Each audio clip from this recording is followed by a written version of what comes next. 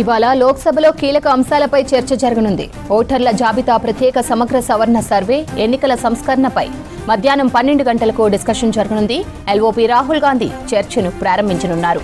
రాహుల్ తర్వాత కాంగ్రెస్ తరపున కేసీ వేణుగోపాల్, మనీష్ తివారీ, మల్లు రవి సహా పలువురు ఎంపీలు మాట్లాడనున్నారు. రేపు ప్రభుత్వం తరపున కేంద్ర న్యాయశాఖ మంత్రి అర్జున్ మేఘవాల్ చర్చకు సమాధానం ఇవ్వనున్నారు. ఇక చర్చ సందర్భంగా రాహుల్ గాంధీ ఓట్ చోరీపై ఈసీ జవాబుదారీతనంపై ప్రభుత్వాన్ని నిలదీసే ఛాన్స్ ఉంది. అటు ఎస్ఐఆర్పై చర్చకు లోక్సభలో 10 గంటల సమయం కేటాయించారు స్పీకర్. దేశవ్యాప్తంగా 12 రాష్ట్రాలు, కేంద్రపాలిత ప్రాంతాల్లో ఓటర్ల జాబితా ప్రత్యేక సమగ్ర సవరణ నిర్వహిస్తోంది సెంట్రల్ ఎలక్షన్ కమిషన్.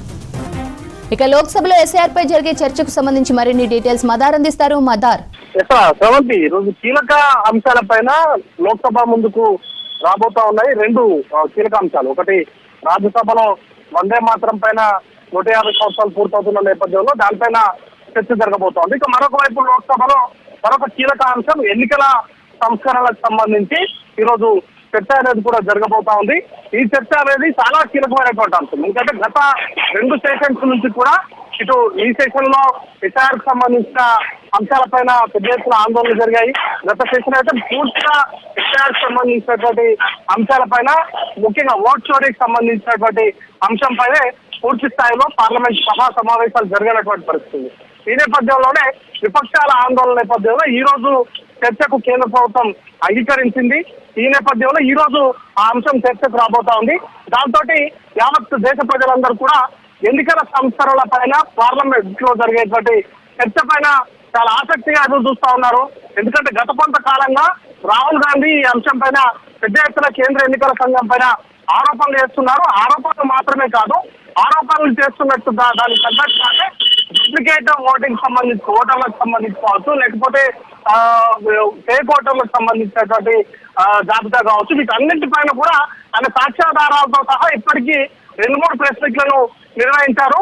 గతంలో ఒకసారి కర్ణాటకకు సంబంధించినటువంటి ఎన్నికల సందర్భంలో అక్కడ జరిగినటువంటి లోటుపాట్ల పైన, అలాగే ఇటీవల హర్యానా ఎన్నికల సందర్భంలో జరిగినటువంటి లోటుపాట్ల పైన ఆయన ఎవిడెన్స్ తో సహా ప్రెస్ మీట్ అనేది కూడా నిర్వహించినటువంటి పరిస్థితి ఉంది.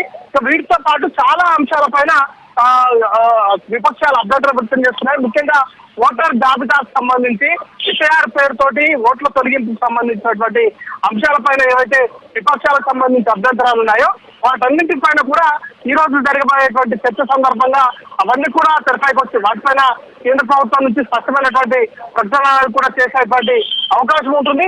ఇక వీటితో పాటు కొన్ని కేంద్ర ఎన్నికల సంఘం ఇటీవల కొన్ని సంస్కరణలు తీసుకొచ్చింది.